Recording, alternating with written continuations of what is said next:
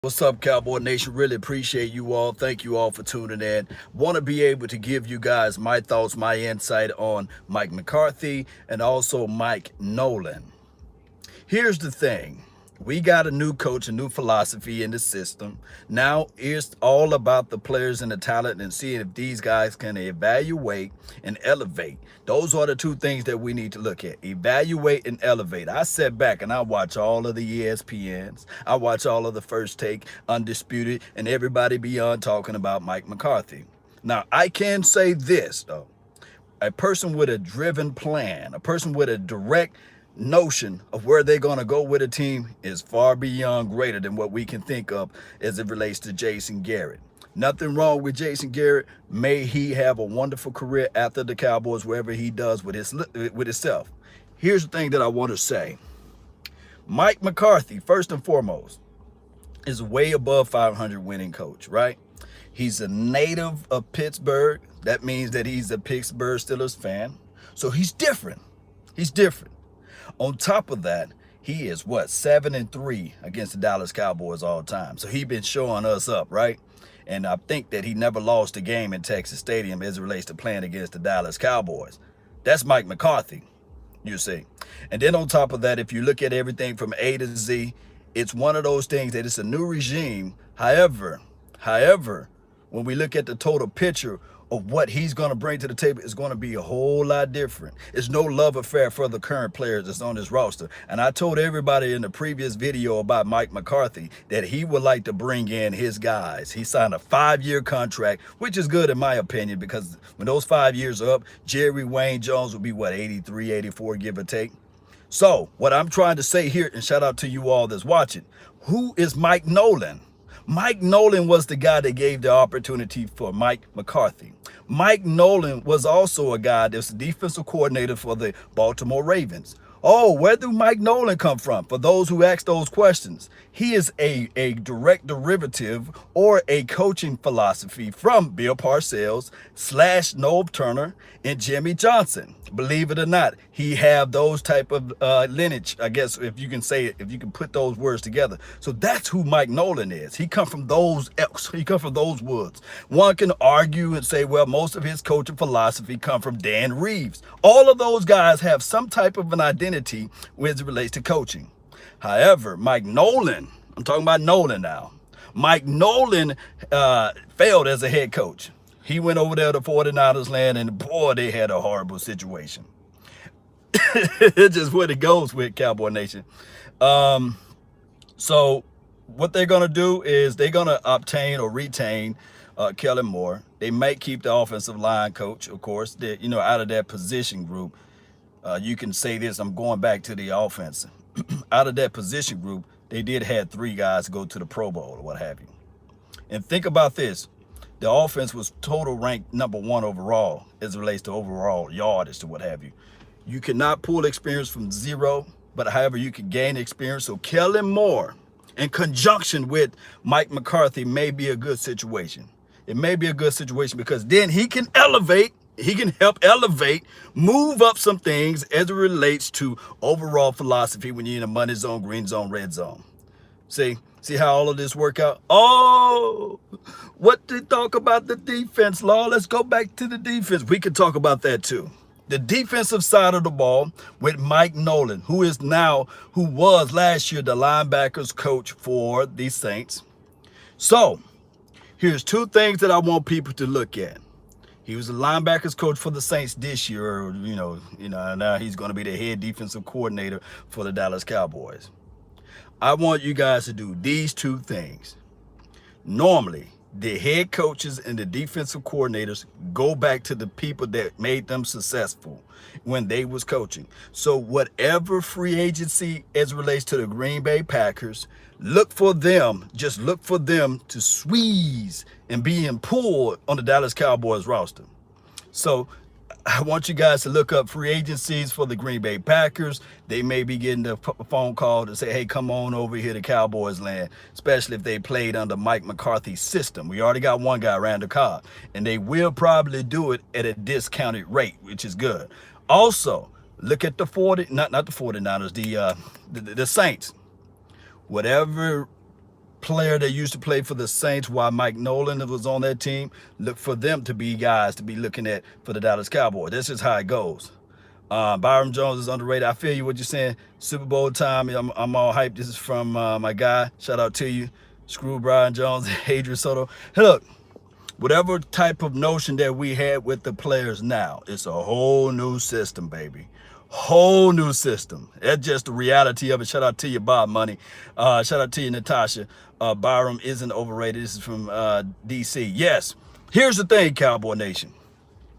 Will this team continue to be 8-8? I don't know. Is this team better than what they were before? I can already tell you, yes, they are. Do I absolutely 100% love the moves that's going on right now? I'm an old wait and see guy. I'm an old wait and see. I don't know whether or not Jerry Wayne Jones is going to sit back and allow, I'm going to say this word again, allow these coaches to do their magic and do their work. I don't know. But one thing that I can say is that all of the things that we said in the last 10 years, we can sweep that under the rug. Now, for those who go for the low-hanging fruit and say, well, hey, Jerry Jones is still an issue because before Jerry Jones hired Jason Garrett, we had the same issues. Let me say this, though.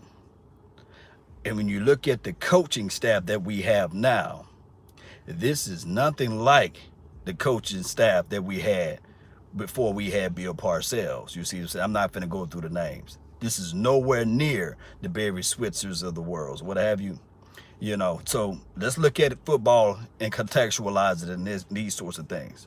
Now, people was trying to say, well, you know, the Cowboys are the Cowboys, and these things they can't get in. They always gonna get in their own ways. This is a whole different type of topic that we're talking about. So this is one of those things where is the offense, the way that we look at it, we can say that Kellen Moore, he had a upward spiral as it relates to his overall responsibilities last year, and we liked it. You look at the documentary from what Mike McCarthy was saying that, hey, when he had Aaron Rodgers, of course, Aaron Rodgers is a bad man, as everybody says. But I gonna say this right quick. When he had Aaron Rodgers, yes, it was successful. But for everybody that's crying for Sean Payton, don't you think that Sean Payton got Drew Brees? Sean Payton had Drew Brees. So if you're going to elevate and push Sean Payton in those arenas of saying he's a great coach, then you have to do the same thing for Mike McCarthy, you see. So we can't have it both ways, ESPN. You can't have it both ways. Marcus Spears and everybody else that was talking, Shay Sharp, Shannon Sharp, however you want to call it, because Shannon Sharp knows now he's in a pickle, he's in a bind, because he knows Mike Nolan just a little bit, because Mike Nolan was on that team from 2001, it ended right into that, and he was on that roster between 2001, 2002, all the way through 2004. So he knows what the defense needs to happen on this defensive side of the ball. So I like it. I like that aspect of it. I don't know where Chris Richard would land his feet at. I don't know where Greg Jackson, if he's still a safety coach or what have you, whatever coach that he was on this team. I don't know where these guys are going to be at. I don't know where Ben Bloom, all of those boys, I don't know where they're going to be at.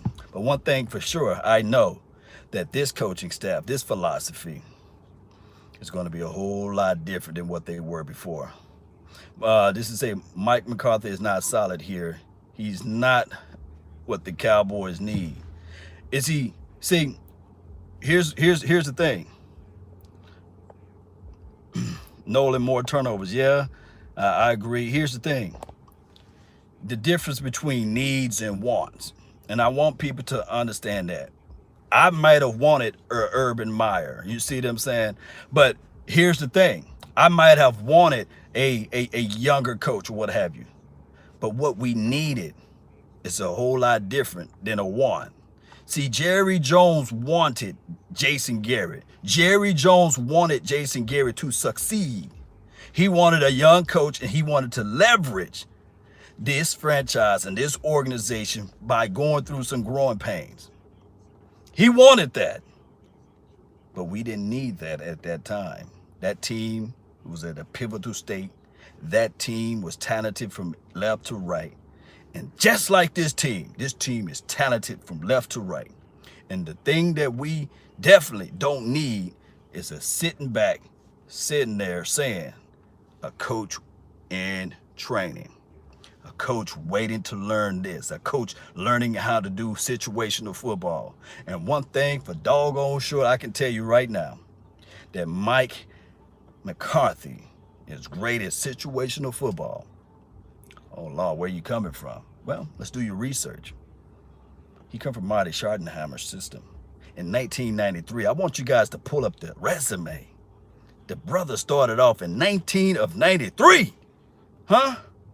And then from 1993, I'm going off of my mental, the kid learned and sat back and developed and understood what the nature of football is all about. This wasn't the guy that was picked at a position and said, okay, we're going to sit there and sugarcoat you and sit there and learn on the job. No. He went from there, I believe, to the Green Bay Packers in 1998 to 1999. Oh, what happened in 1998, 1999, and 2000? Brett Favre had his best performance ever as it relates to collective quarterback play. That's good stuff, Cowboy Nation. Because that was when he was the quarterback coach for Brett Favre in 1998 through 1999 and 2000. What happened when you do good things, Cowboy Nation? He got promoted. So he left Green Bay, went over to the Saints land from 2000, I believe, all the way to 2005-ish, something like that. He helped out the Saints as the offensive coordinator. Were they the top of the world? No. But they was consistent. He learned. He developed. And one can argue and say this all of their lives. I believe in between that time frame, he became the Saints offensive coordinator. Then he went to the 49ers land. And then from 49ers, he got promoted to the Green Bay Packers to being their head coach. And then, of course, here he is, the guy that trained and helped develop old Brett Favre. Now, he helped take Brett Favre to his little two seasons, and he had to give Brett Favre the boot. That let me know that this guy had to go through something. And I don't have his resume in front of me. I'm just going off the top of my mind. But I can say from 2006, 7-ish, whatever that year was, all the way into 2018, the guy won him one Super Bowl. Of course, Aaron Rodgers was into the mix. And yes, Aaron Rodgers is a bad man. But if you look at the total picture and you look at the collective numbers, he helped that team out. So it wasn't all on Aaron Rodgers. But neither here nor there. For anybody that says, okay, he's no better than Jason Garrett, I want you guys to go back and look at everything from A to Z. Oh, also, another nugget right here off the top of my dome. He's 5-2 against those Philadelphia Eagles as an all-time coaching record. 7-3 against our Cowboys. So it's still good as long as he can figure out a way to shift and move things and win. I'm talking about Mike McCarthy as it relates to the Dallas Cowboys, especially in Texas Stadium. If we can figure out ways to just win our games at home, at least dominate, when people walk into the stadium, they knowing that, hey, we finna see some good football, baby. It's finna be total pandemonium. Yes, that's what I want to see. So we want to win big, yes, indeed. If Bill Belichick and Aaron Rodgers, they will be undefeated every season. This is from Mr. I don't know. Yes, indeed, he won it at AT&T Stadium. Better than JJ. Shout out to you, Jet D. As long as we prepare, we'll win. Here's the thing.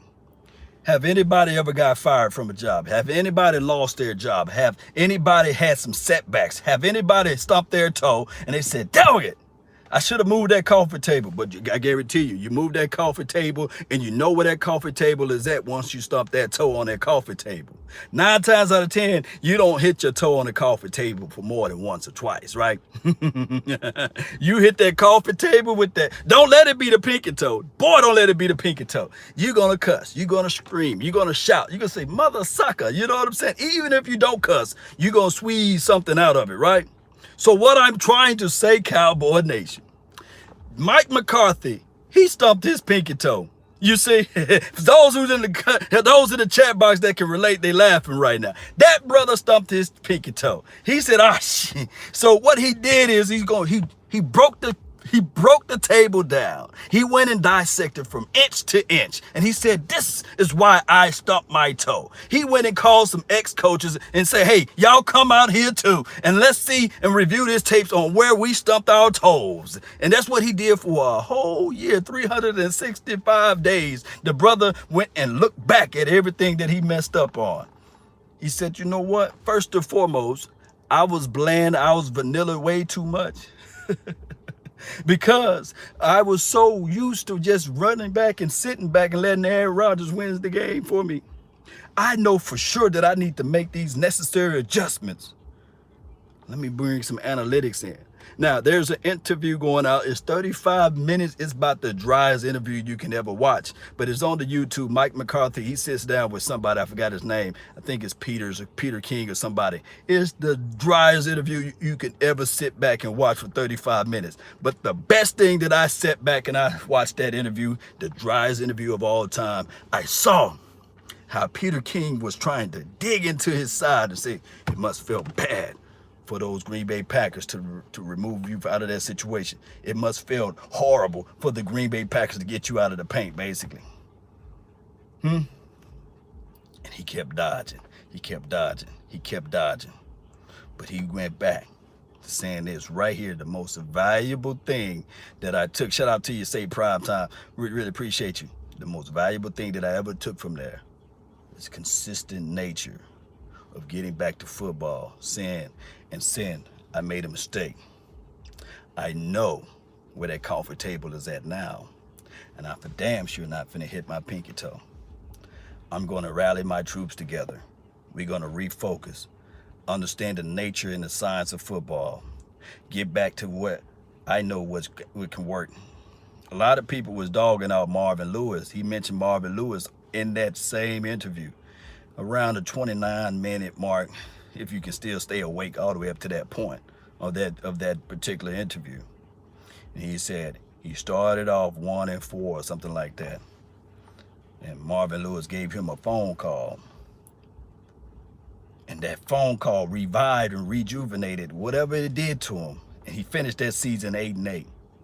You see, I think the next year, the following year, they went 13-3. They went 10-6. The craziest thing of it all, the Super Bowl year that they won the Super Bowl, they went in a wild card fashion, I believe. They went 10-6.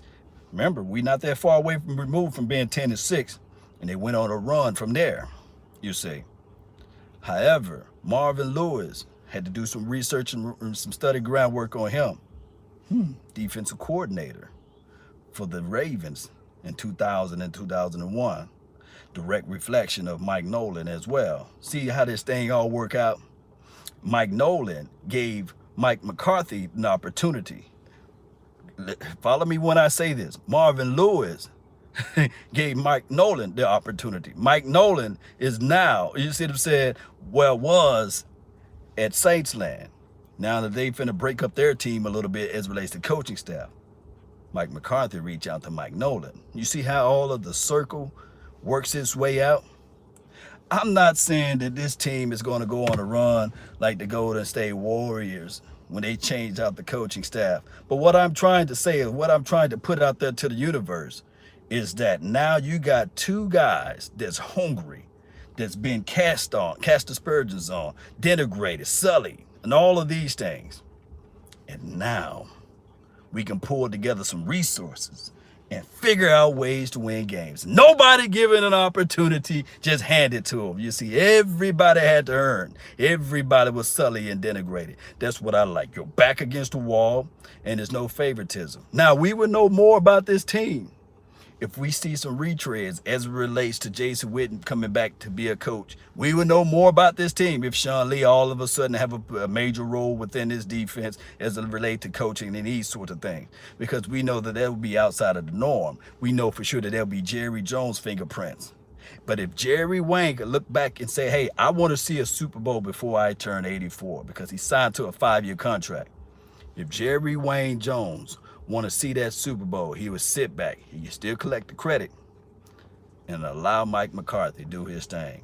Allow Mike Nolan to pick out his contemporaries, and allow Mike Nolan to also readjust and pick out his type of defensive players. That will be nice. Yeah, that will be nice, Cowboy Nation. I'm going to read some of y'all comments before I roll up out of here, man. I really appreciate you all. Shout out time to who made the donation to help grow the nation, man. Doomsday Messiah 1960. Really appreciate you for making that donation to help grow this thing, man. One day at a time, one movement at a time, brick by brick. Yes, he said great hire. Mike McCarthy is a footballs guy. Had a great track record with QBs. He is a winner. And also Mike Nolan as a defensive coordinator. Let's go. Yeah. So we got some things, baby. We got some things that we can look forward to. My thing is now it's going to be draft sessions. Now we're going to be looking at players as relates to draft situations. There should be a round table tonight. Me, not Big Game James, I'm talking to him tomorrow, but Big Game James today will be talking to Quincy Carter. Shout out to Big Game James for the interview. It should be me, Foots the King, Okoye Media, my brother from another mother, no other, don't look like Danny Glover, Vach Lombardi, who keeps the party. We should be live like 95. I think it's going to be a right around 9-ish, so tune into that.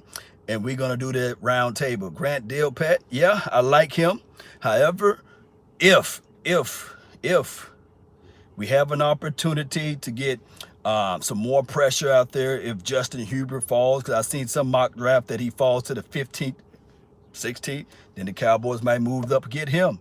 It's so many things. Not saying that I'm bailing out on Dak Prescott, but it's so many things that we can look at as it relates to the draft. And we can run our mock tables or mock draft. There's mockdraft.com that I was planning on doing today, but go to mock draft. Shout out to you, Blue Blood Cowboy. Shout out to you. There's so many things we can do as it relates to Cowboy sports talk and draft possibilities, but it can be one of those things, Cowboy Nation. Shout out to you, B-Rob, all day, every day, baby. These hire are all football business. Jeff Curtis, yes. Yes, pound, rise. Yes, shout out to you, Rex, and shout out to you, Kay, what's good with you, man? Dallin, D. Allen, shout out to you. And shout out to the Eagles, man. They keep saying, look, here's the thing that I want to say about the Eagles fans and all of the Eagles trolls that's trolling the accounts and these sort of things. You would never see Law Nation going to an Eagles page and posting my comment there. So for them to come to the Cowboys page, let me know that they love this channel. They love Cowboy Nation. So mods, let them talk, let them speak, because this is where they can listen and hear nothing but greatness. Yes. They said, Law, you wrong. The way that Jordan Hicks hit Tony Romo was nothing like Davey Young clowning hitting Carson Wentz. And I'm saying, how? How's that something different? And trust me, if you guys can go into a time machine and go back into the past and watch the Eagles comment when Tony Romo was laid out like Family Guy, for crying out loud, against the Philadelphia Eagles in 2015, the Eagles wasn't saying nothing nice. But it is what it is. I got to talk about this too. Stephen A. Smith says, oh, no, you didn't. Jerry Wayne Jones hijacked the playoffs. He did. The craziest thing is Monday, right? According to my calendar, it's Monday. All I've seen on Undisputed, First Take, ESPN, Black Planet, MySpace, YouTube, Facebook, everywhere in the world, I see Dallas Cowboys. They talking about the Dallas Cowboys, the America's team. Look, you don't even know. Look, these teams should reach out to Jerry Wayne Jones and say, thank you, man. Thank you for taking all of the headlines. Because here's the thing. This is why they should take a love and appreciation. The Bills. They didn't talk about the Bills. They lost, right? They didn't talk about those teams. They didn't talk about the Eagles. They didn't talk about those New England Patriots. They didn't talk about those teams. They didn't talk about them. Know why? Because Jerry Jones, his overall love affair for headline sensation, gave us every appearance that, hey, we're going to take over for the wild card as it relates to news press conference. Now, on behalf of Law Nations and Cowboy Nation, would we rather be in the wild card and winning games? Yes. But Jerry Jones, since saying, hey, since I'm not in the playoff, at least I'm going to still get some of these clicks. And he won. Everybody was talking about the Dallas Cowboys today. I couldn't even, look, my mom reached out to me and said, oh, I heard they fired your coach. I heard that they got a new coach. I heard that you guys have signed Mike Nolan. You see, my mama don't even watch football like that. And she knows everything about the football team, the Dallas Cowboys. But let's see if we can turn these things into some wins, man. Gary Stevens says Jerry Jones is a genius. Yes. Yes, indeed. Wentz is mad. And here's the thing, Cowboy Nation. And everybody know me, and especially those who know me personally. And my brother is one of the big Eagles fans. He's a big Eagles fan. Look, we as Cowboys fans, we don't wish injury on no one. We don't. All we sit back and we watch football. But we put this truth out there, and that's just the reality. Now, the dog that yelps is the dog that got hit with the brick of truth. And that's all Law Nation throws, is the brick of truth. And if you get hit, so be it. Draft Delpit from the LSU. Yeah. Do you move up at the 17th overall pick, or do you move back? Rex, what's good with you, man? Shout out to you. He says he's a big Cowboys fan. Shout out to you. Y'all smash that like button like Jet D says. Yes, yes. Delpit, round 1, 17th overall pick. Is that Jamal Adams out of the loop?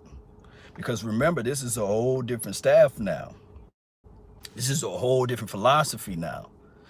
Xavier McKinney is better. This is Say Prime. Yes, we're going to talk about that. We're going to look at everything.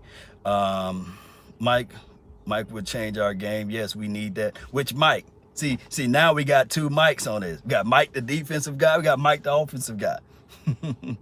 Yeah, Sean says move up. Yeah. Who's the best wide receivers coming out? Dang, his name is at the tip of my tongue. But y'all put his name down at that best wide receiver that's out. He got one of those weird names. Hard to bring up, but you know how this thing go. Jerry Judy, that got hit. Let me see. That got hit and repeatedly got up. Wentz take the hits and he's done. This is from Jay Farm. That get hit and they won't even, they'll swallow the flags. They'll swallow the whistles. They will hold the whistle back.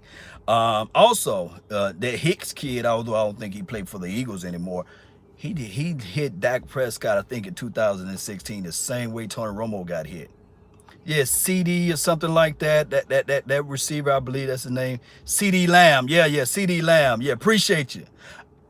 I don't think, like we still in contract situation with Amari Cooper. So I don't know. You see what I'm saying? So I don't know whether or not, this team is going to look at it and say, well, we okay with Amari Cooper, we okay with Gallup, and we okay with Randall Cobb, because now it's going to be the situation whereas they may look at it and say, we want defensive guys, defense to help out this defense. Remember, this offense was still collectively number one. And here's another background on Mike McCarthy. And this is why as I do my research situation, I love this pick, because I'm starting to love this pick. I'm got to grow into loving this pick. Can I be transparent with you all? I like the fact that Mike McCarthy played tight end. So being a tight end of anybody's team, he played tight end in college, he played tight end in high school and middle school or what have you. I don't know if he was a good tight end, great tight end, or just a suspect average tight end. But here's what I do know about tight ends. The tight end position is the third hardest position to learn in the National Football League. Why, Law? Why? Because you are the direct extension of the offensive line. You have to do all of the responsibility as it relates to slot receiver, as it relates to outside receiver, as well as what a fullback does. Now, Mike McCarthy, I can tell you that he would not have the same love affair and love and adulations for the nation for Jason Witten. So Jason Witten, dare I say, may be gone. I can look at this thing and say, with every breath in my body, Cooks maybe, if his contract is up or what have you, he may be entering in as a veteran tight end to come back to this team, or what have you, Jared Cook or what have you. Or he may look at it and say, okay, my first initial move will be to sign Jarwin. And then on top of that, to pair him up with another tight end, help Dak Prescott out with 2 tight end sets. And then on top of that, we build from around that part of it. Because we do know this without a shadow of a doubt, that we need offensive line help because Tyron Smith may be gone. You see him saying within these next 2 to 3 years. One can say that Father Time is knocking on the door with him, because especially with that back element, we have to worry about that piece. But I can say this, by Mike McCarthy being a tight end guy and being a tight end mindset, he may go out there and say, you know what, I'm going to go out there and find a tight end to help out this young quarterback. Remember when I say this and I utter these words, the tight end will always be the quarterback best friend. Always be. Always be. No matter how you look at it, it will always be. And he will run more screens. Yes, he will also put in good, favorable situations, because anytime when he had Eddie Lacy, the first refrigerator with legs, and then on top of that with the dreadlocks hanging out of the back of the helmet. I think by the time Ezekiel Elliott run next year, he should have his dreadlocks or his braids hanging out of the back of his helmet, because the hair should be grown a little bit longer by that time. I think that Mike McCarthy would know how to utilize Ezekiel, the main man, Elliott, as well as Tony P. I think so. I think so. So just look for this team to get a tight end to help out young Dak Prescott. Yes. Yes, indeed, Cowboy Nation. I done stole enough of your time. I really appreciate you all. Stay tuned in to the nation. Follow my website, lawsnation.net. Help me grow my website too. And hit me up on Instagram, LAWS Nation on Instagram, and also on Facebook, LAWS Nation on Facebook. I really appreciate you all. Let's continue to grow this thing brick by brick, inch by inch, and help me grow my beard back inch by inch too. Got some new growth, baby. Y'all see it? Got some new growth coming in, baby. Yo, Schultz. Yeah, I don't know, Bill Bates. I don't know. Oh, Schultz.